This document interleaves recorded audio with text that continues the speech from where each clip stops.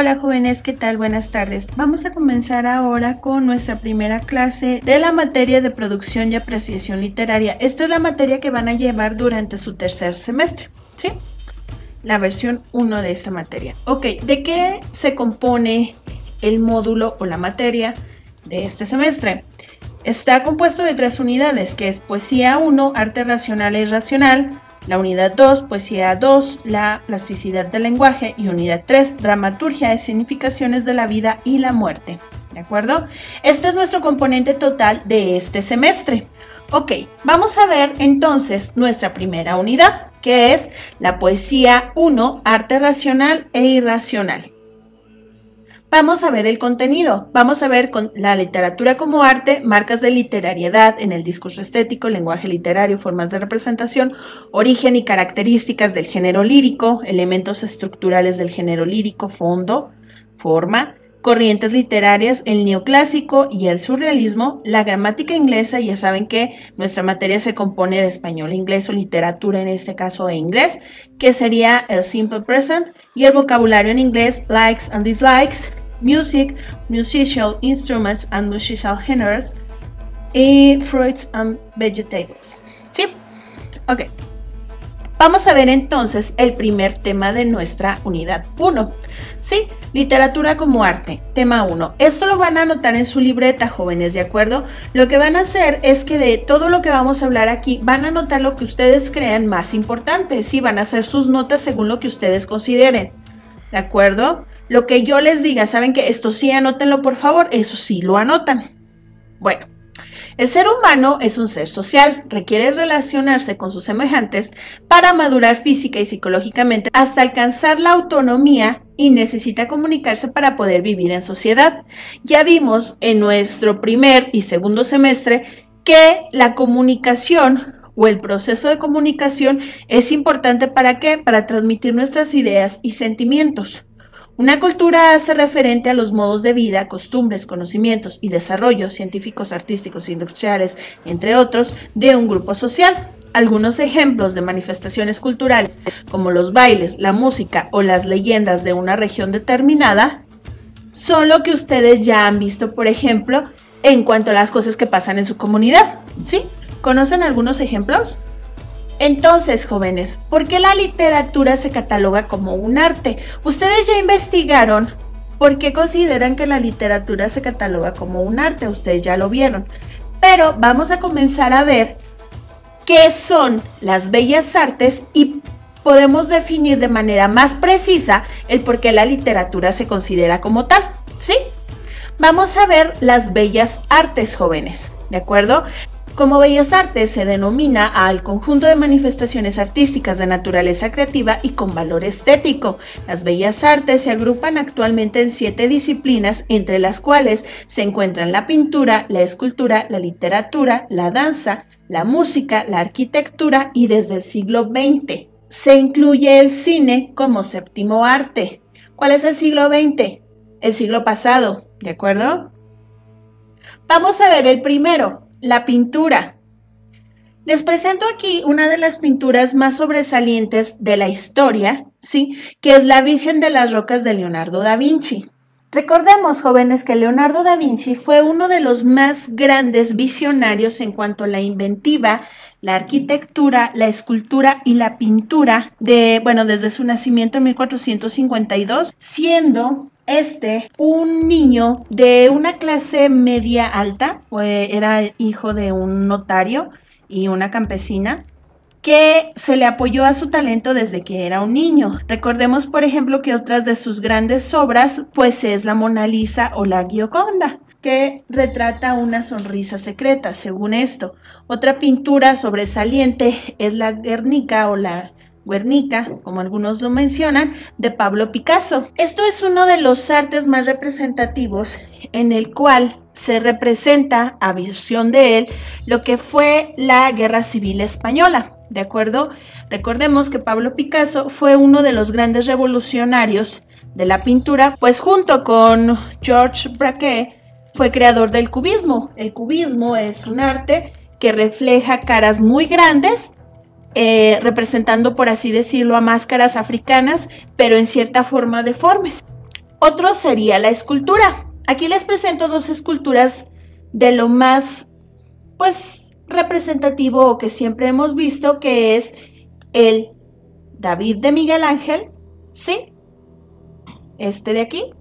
Y lo que es la Piedad, que también es de Miguel Ángel, ¿de acuerdo? Él fue el que pintó la Capilla Sixtina, el mural que se encuentra, más bien no el mural, el techo que se encuentra en la capilla, que es uno de los más representativos del arte que existe. Por ejemplo, otro que podemos encontrar en la Ciudad de México y que está con nosotros es el Ángel de la Independencia. Aquí les muestro un pequeño video donde lo vamos a escuchar y lo vamos a ver para que ustedes sepan algunos datos de esta escultura tan representativa de México.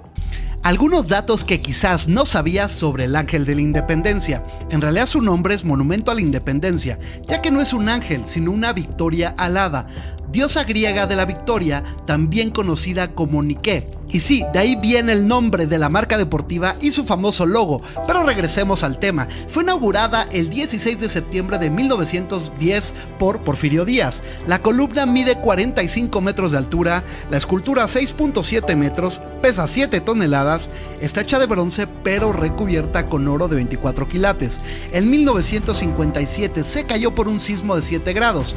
En el monumento se encuentran los restos de los héroes de la independencia que en el año 2010 fueron retirados por más de un año para ser estudiados y exhibidos en Palacio Nacional. Hoy en día ya se encuentran de regreso en su mausoleo. Ok, ahora la literatura. La literatura también es un arte, es un creacionismo, y uno de los más también más representativos que han sido siempre de los que ha evolucionado la literatura como tal ha sido la Odisea de Homero. ¿Quién era Homero, jóvenes? Homero es un nombre o es el nombre dado a Edo, a quien tradicionalmente se le atribuye la autoría de los principales poemas épicos griegos, la Ilíada y la Odisea. Desde el periodo helenístico se ha cuestionado que el autor de ambas obras fuera la misma persona. Sin embargo, antes no solo no existían estas dudas, sino que la Ilíada y la Odisea eran considerados relatos reales. La Ilíada y la Odisea son el pilar sobre el que se apoya la épica grecolatina y por ende la literatura occidental. Recordemos que la base del español es ¿qué? El latín. Sí, vamos a leer este fragmento, por favor. Entrando la sólida nave en un curso ligero, se enfrentó a las sirenas. Un soplo feliz la impelía, mas de pronto cesó aquella brisa. Una calma profunda se sintió alrededor. ¿Algún dios alisaba las olas? Levantáronse entonces mis hombres, plegaron la vela y dejaron caer al fondo del barco y, sentándose al remo, blanqueaban la espuma del mar con las palas pulidas. Entre tanto cogí el bronce agudo, corté un pan de cera y, partiéndolo en trozos pequeños, lo fui pellizcando con mi mano robusta. Ablandáronse pronto, que eran poderosos mis dedos, y el fuego del sol de lo alto. Uno a mis hombres con ellos tapé los oídos, y, a su vez, me ataron de las piernas y las manos en el mástil derecho con fuertes maromas. Este pequeño fragmento de la Odisea, jóvenes, relata cuando Odiseo se encuentra con las sirenas. Odiseo y sus hombres, claro, su tripulación, se encuentran con las sirenas y Odiseo se califica como el único hombre que ha escuchado el canto de las sirenas sin ser hechizado por su canto. Sí, esto es un relato que más adelante vamos a ir viendo poco a poco, pero si ustedes lo leen de esta manera un poquito más profunda, se entiende de manera mejor. ¿Sí? Ok, la danza es otro de los componentes que integran las bellas artes. Les voy a poner este pequeño video de aquí, ¿sí? Para que ustedes lo puedan ver y me cuenten qué les parece en los comentarios de este video.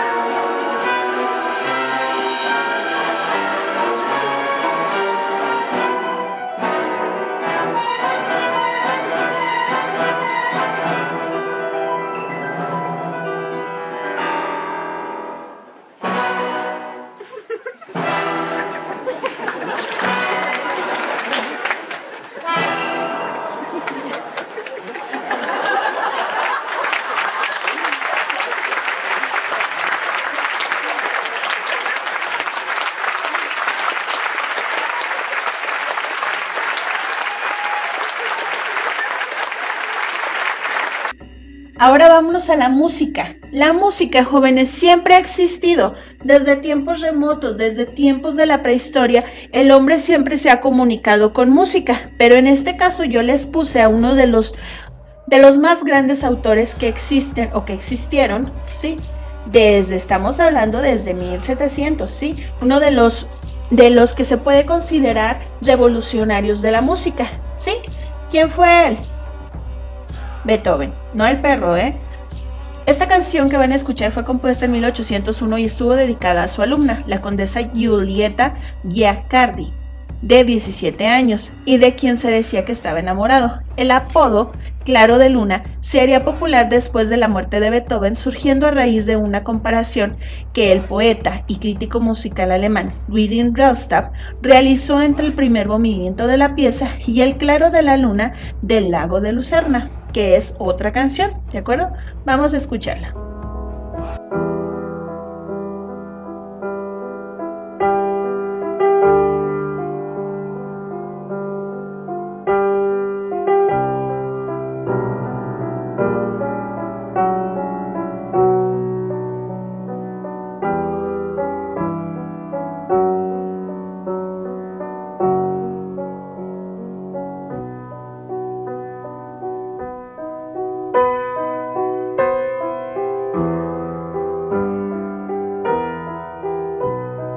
Ok, la arquitectura. Otra de las muestras donde el poderío humano se hace realzar en cuanto a ¿qué? En cuanto a poder elevar en la tierra, en el suelo, físicamente, la idea que una persona ha tenido para la construcción. Por ejemplo, en esta parte, jóvenes, tenemos el Coliseo Romano, que se encuentra ¿en dónde? En la ciudad de Roma. Estamos hablando, el Coliseo o Anfiteatro Flavio es un anfiteatro de la época del Imperio Romano, construido en el siglo I y ubicado en el centro de la ciudad de Roma. Su denominación original, Anfiteatro Flavio, hace referencia a la dinastía Flavia, de emperadores que lo construyó.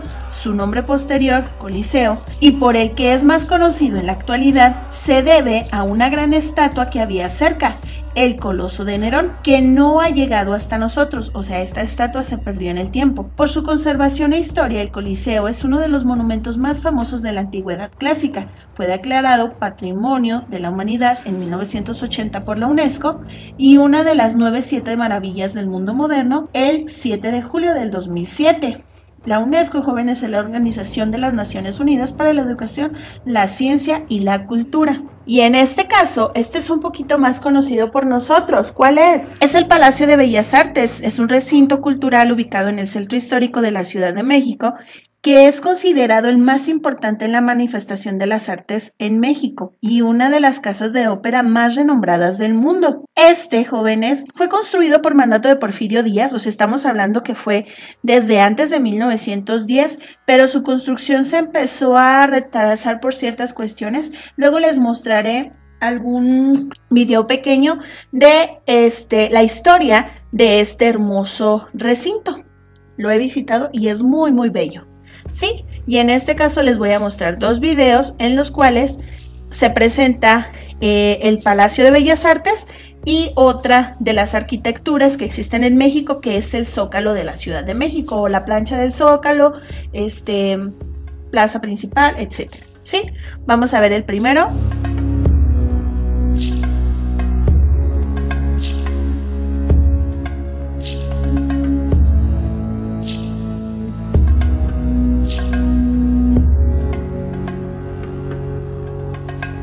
Y ahora vamos a ver el segundo.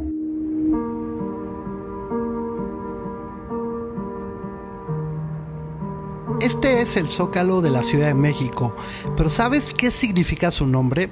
Actualmente en realidad se llama la Plaza de la Constitución. Es el centro geográfico de la capital del país, un lugar que puede tener calma durante las noches y muy temprano y un caos total en las horas pico. Un lugar que alberga edificios muy importantes, la catedral, y que en su momento fue el corazón de la Gran Tenochtitlán. Pero la verdad es que el nombre popular con el que se conoce Zócalo es bastante curioso. Viene de un monumento que se quería construir en la plaza, pero no lo terminaron, y lo único que quedó fue la base, también llamada friso, rodapié o zócalo.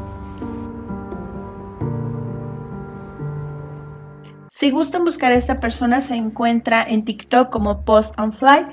Sí, para que vean otros de sus videos que están muy interesantes, son de vuelo de drones y presenta varios paisajes muy bellos de México y de otras partes del mundo.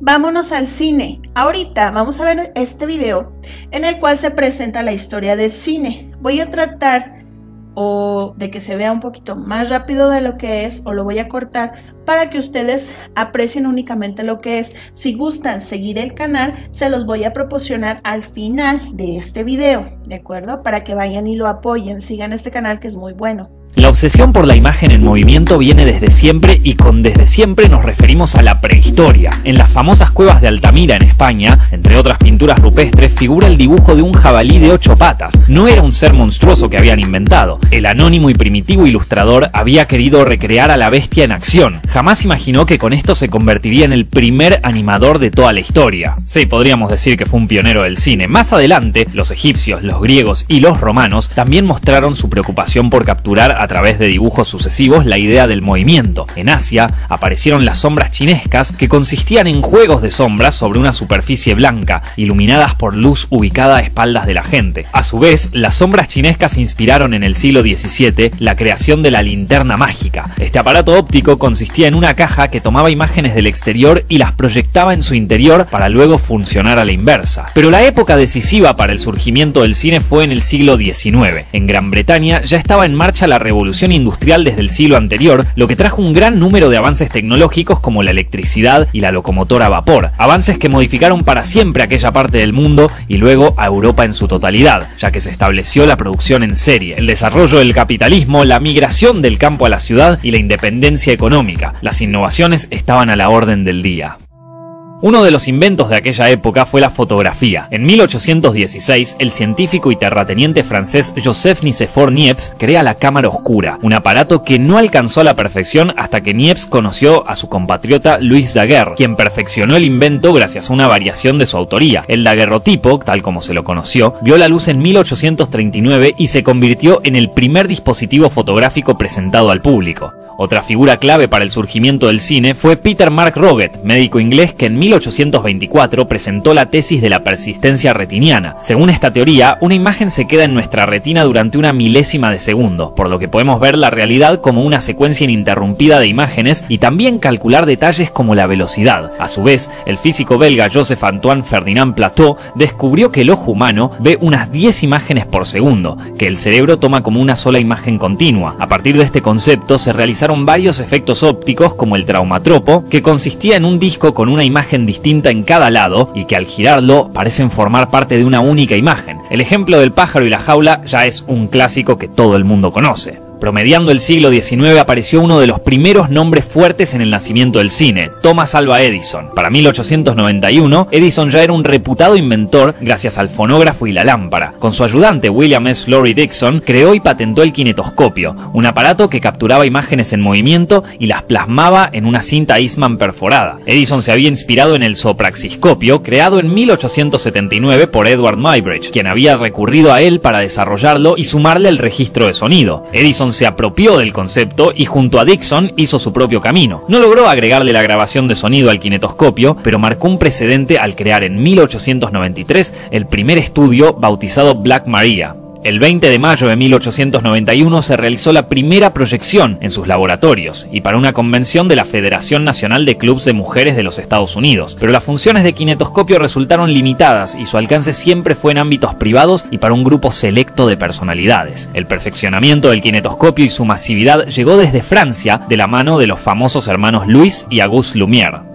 Ambos crecieron en Lyon y trabajaban en el taller fotográfico del padre, Antoine Lumière. Auguste se desempeñaba como administrador, mientras que Louis, físico de profesión, contribuyó a perfeccionar el proceso de fotografía. En 1892 se interesaron por la tecnología para plasmar imágenes en movimiento. Por medio de Antoine adquirieron un kinetoscopio y tras estudiarlo en detalle decidieron crear su propio dispositivo, más simple que el anterior, que servía como proyector y como cámara, el cinematógrafo. El cinematógrafo Lumière funcionaba girando una manivela que ponía a correr cinta de celuloide a 16 cuadros por segundo debido a la teoría de la persistencia retiniana. Por eso las imágenes se ven aceleradas, lo que caracterizó las películas mudas de aquella época. El aparato no contaba con la capacidad de registrar sonido directo, solamente imágenes, pero esto ya alcanzaba para asombrar y cautivar a todos los presentes. Tras patentarlo el 13 de febrero de 1895, los Lumière probaron el cinematógrafo realizando una serie de filmaciones que se presentaron en universidades y en ámbitos elitistas, pero en vez de guardarlas como objetos de estudio para unos pocos, optaron por mostrarlas a todo el público. Gracias a un colega fotógrafo de Antoine, dieron con el Salón Indien en el sótano del Gran Café, ubicado en el Boulevard de Capucines en París. Era un salón con capacidad para apenas 100 personas, por lo que pasaría desapercibido si la muestra no era un total éxito. La primera proyección pública tuvo lugar el 28 de diciembre de 1895. Las 33 personas que concurrieron ese día presenciaron un verdadero acontecimiento. Los cortos que componían aquella exhibición mostraban situaciones y personas de la vida diaria, pero el encanto residía en que se estaban moviendo, en que parecían vivas dentro de la pantalla. Los pocos presentes difundieron la noticia del nuevo invento. La prensa le dedicó toneladas de notas y al poco tiempo era un suceso masivo. Aquel 28 de diciembre fue establecido como el día del nacimiento del cine, una declaración adecuada no solo porque fue la primera vez que se proyectaba públicamente una cinta, sino porque también daba inicio a la experiencia de ver cine, el ritual que congrega un grupo de gente en la misma sala dispuestas a experimentar toda clase de emociones. Aquellas piezas cortas de los Lumière duraban menos de un minuto y consistían en planos únicos bien abiertos, hoy conocidos como planos generales, como si estos fueran vistos desde el ojo del espectador. En rollos de 30 segundos captaban el día a día de la época y aunque sin proponérselos, marcaron antecedentes para una buena cantidad de recursos, ideas y géneros incluso cinematográficos. Al principio, los Lumière registraban mayormente situaciones de su propia vida, pero los cortos que más capturaban la atención eran los que retrataban la misma clase de personas que asistía a las funciones. La salida de los obreros de la fábrica Lumière, por ejemplo, mostraba por primera vez a trabajadores que ya desde esa época comenzarían a tener un rol preponderante en la sociedad. Sin que nadie se diera cuenta, había nacido el género documental. Sin embargo, la obra de los Lumière que más enloquecía a los espectadores era la llegada del tren a la estación Ciotat. Todos gritaban al creer que la locomotora se les venía encima. Pese a su intención naturalista, fue el germen de la capacidad del cine para brindar emociones fuertes como miedo, adrenalina y risas. Además, el corto El regador regado presenta un jardinero de los Lumière al que le hacen bromas con su manguera, generando situaciones graciosas. Mediante estos gags nacía la comedia en la pantalla. Los Lumière habían tenido la visión para crear el cinematógrafo y para mostrar su funcionamiento, pero no pensaban en el alcance de su invención, lo veían como un medio para fines científicos. Pero enseguida comprendieron su popularidad y de la mano de un buen número de camarógrafos empezaron a registrar acontecimientos deportivos, sociales y políticos de otras partes del mundo. Habían creado los noticieros. News on the March.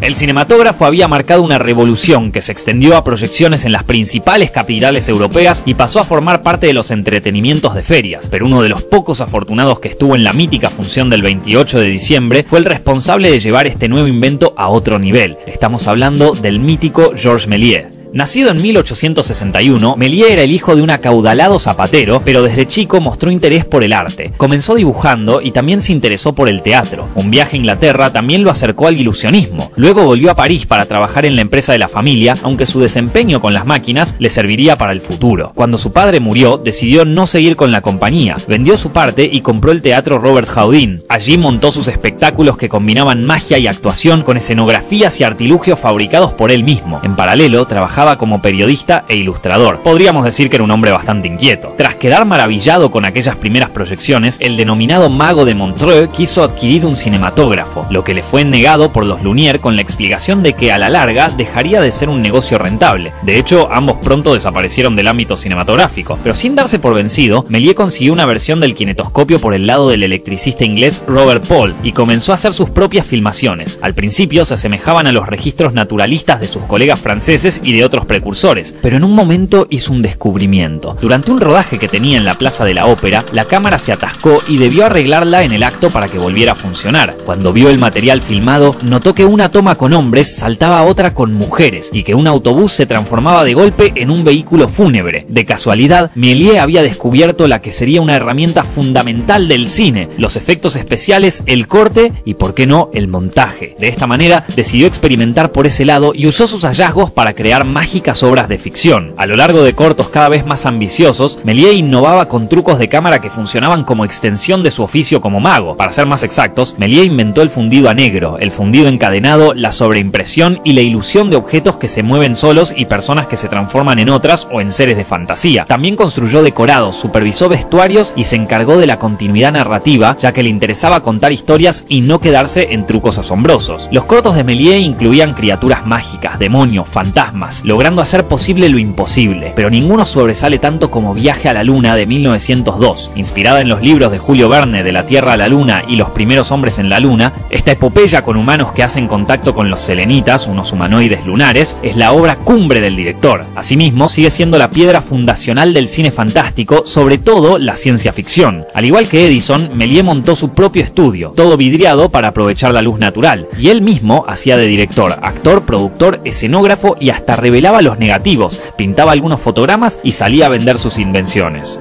Méliès rodó alrededor de 500 cortos, pero solo se conserva una décima parte. La llegada de la Primera Guerra Mundial en 1914 fue uno de los motivos por los que su negocio terminó en la ruina. Retirado y olvidado por sus padres y por el público, se dedicó a atender una juguetería en la estación ferroviaria de Montparnasse. Fue redescubierto en 1925 y pudo vivir sus últimos días gozando del reconocimiento y el respeto que merecía.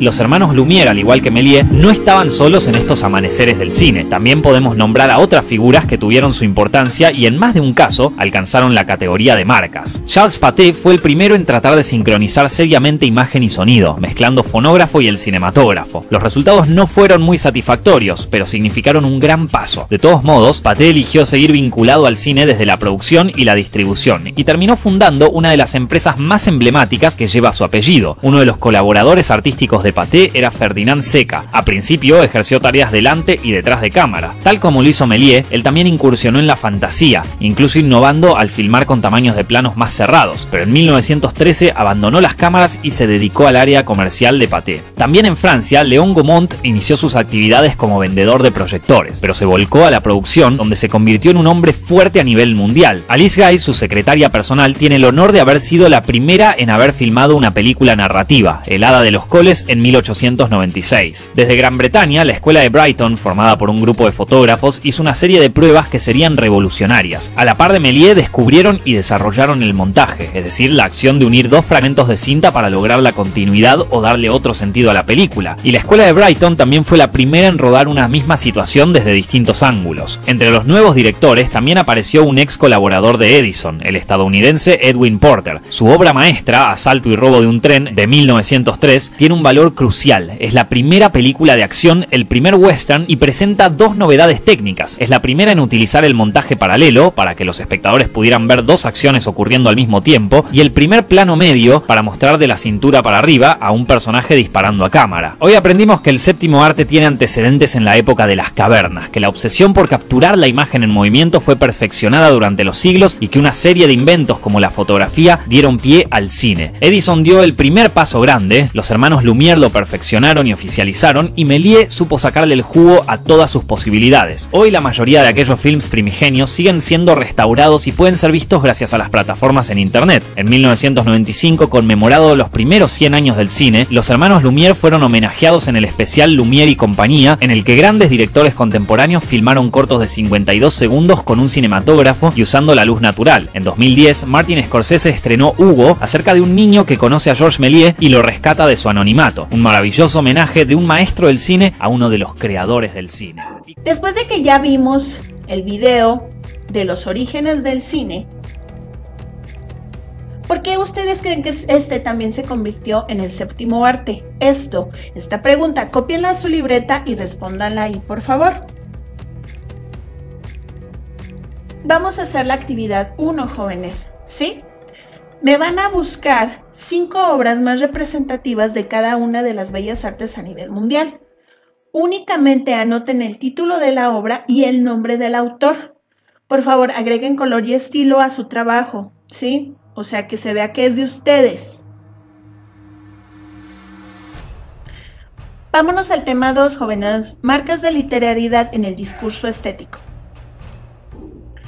La literariedad de los textos literarios se consideran por lo menos 3 aspectos: el carácter estético, que transmita la belleza, la diversidad referencial, que plantee conflictos ficticios y creíbles, y el gusto personal y de un grupo de lectores. Las marcas de literariedad están compuestas por el lenguaje literario, la función del lenguaje poético y las formas de representación de los escritores, y alude al conjunto de características que convierten a un texto, por su estructura y funcionamiento, en una obra literaria.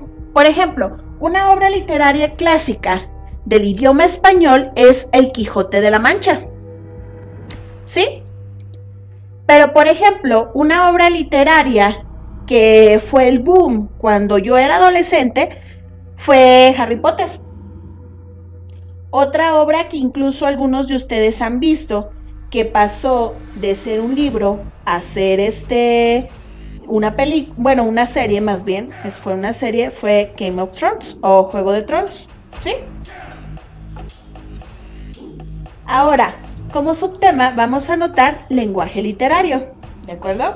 Las palabras que utilizamos a diario pueden tener dos tipos de significado. Esto ya lo vimos los semestres pasados, pero vamos a repasarlo. El denotativo, el cual es objetivo, o sea, nos dice literalmente lo que dice una palabra, ¿sí? Y el connotativo es subjetivo, usa el lenguaje figurado para provocar sentimientos y emociones. El lenguaje literario utiliza formas particulares de expresión que sirven para embellecer y enfatizar un mensaje. El uso de las palabras depende del autor. Es una configuración rítmica en la que pueden ser descubiertas las leyes que se usan para su construcción. Ese diseño contrasta de inmediato, se actualiza o sitúa en primer plano sobre el trasfondo de la lengua diaria, o sea, el habla. Por ejemplo, ustedes no andan por la vida, literalmente, cada que comunican alguna idea o comunican algo, no se lo cantan a su mamá o no se lo cantan a sus novios, a sus amigos o a las personas con las que se comunican, ¿verdad? Así tipo película de Disney. No, ustedes utilizan un lenguaje normal, pero cuando quieren referirse a algo de manera que sea una belleza, lo utilizan como ¿qué? Adornan el mensaje, o sea, lo hacen bonito. Por ejemplo, cuando piden permiso, hasta van con su carita triste y todo, ven a su mamá y le dicen, mamá, ¿me das permiso de hacer esto? Pero cuando se enojan, pues no le hablan así a su mamá, ¿verdad? Ok, vamos a ver entonces la diferencia entre palabra normal, lenguaje denotativo, lenguaje connotativo y un texto literario. Por ejemplo, la palabra es corazón, ¿sí? El lenguaje denotativo que dice que es objetivo, o sea que dice tal cual son las cosas. El corazón es un órgano muscular que bombea sangre a nuestro cuerpo. Y en el lenguaje connotativo, o sea en el que yo lo estoy adornando, figurando, estoy diciendo que es amor. ¿Y cómo lo voy a expresar yo en un texto literario? Mi corazón se salió de mi pecho para alcanzarte. ¿De acuerdo? Ahora vamos con otoño.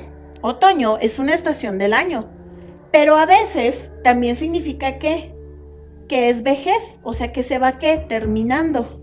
Por ejemplo, el otoño es de las últimas estaciones del año, ¿sí? Como si fueran tantas, ¿no? Pero bueno, o sea, es así. Y en un texto literario me llegó el verdadero amor en el otoño de mi vida, o sea, antes de que me muera, ¿sí? Ahora, camino. ¿Qué es camino? Ruta o vía que permite desplazarnos hacia otro lugar a pie u otro medio de transporte. Lenguaje connotativo. Pasos transitados. ¿Sí? Texto literario. Mi vida ha recorrido tantos caminos que ya pronto llegaré a mi destino. O sea, que ya voy, que ya va muy avanzada mi vida, entonces pronto tal vez muera. ¿Sí? La siguiente, noche. Lenguaje denotativo, periodo que transcurre desde que se oculta el sol hasta que vuelve a salir. En el lenguaje connotativo, oscuridad o tristeza. Texto literario, cuando te fuiste de mi lado, la noche llegó a mi vida y no sé cuándo volveré a ver la luz. O sea que llegó la oscuridad a mí, o sea me siento triste y hasta que regreses voy a ser feliz y va a volver a salir la luz. ¿De acuerdo? Vámonos al siguiente subtema. Formas de representación. La literatura puede expresarse en verso. La literatura puede expresarse en verso o en prosa. El verso considera el ritmo y la métrica. La prosa es la forma más natural de escribir porque no está sujeta a medida, a rima ni a ritmo. Observa cómo los siguientes textos tratan del mismo tema, la sandía. Sin embargo, cada uno utiliza un lenguaje distinto. El haiku es un breve poema en el que se aprecia la rima y el lenguaje figurado, mientras que en la definición se aborda desde un lenguaje técnico para describir el objeto de estudio. Por ello se escribe a renglón corrido. Ahí va, el haiku. Sandía. Del verano, roja y fría, carcajada, rebanada de sandía. ¿De quién? De Juan José Tablada. La definición, sandía. Planta herbácea anual de la familia de las cucurbitáceas, con tallo velloso, flexible, rastrero, de 3 a 4 metros de largo, hojas partidas en segmentos redondeados y de color verde oscuro, flores amarillas, fruto casi esférico, tan grande que a veces pesa 20 kilos, de corteza verde, uniforme y jaspeada y pulpa encarnada, granujienta, aguanosa y dulce, entre la que se encuentran formando líneas concéntricas muchas pepitas negras y aplastadas. Es una planta muy cultivada en España. Este es de donde es, del diccionario de la lengua española. ¿Sí? Ok. Actividad 2. Realizarás las siguientes tablas en tu libreta, completándola también en inglés, primero en español, luego tradúcelo en inglés. O sea que aquí lo voy a hacer en español y voy a hacer otra en inglés. ¿Sí? Utilice su diccionario o un traductor. Para la siguiente clase, jóvenes, entonces vamos a ver origen y características del género lírico. Este sería nuestro tema 3 de la unidad ¿qué? 1. Esto lo vamos a ver en la siguiente clase. Cualquier duda, cualquier cosa que me quieran comunicar, ya saben que estoy a sus órdenes, ¿de acuerdo? Bueno, cuídense mucho. Chao, chao.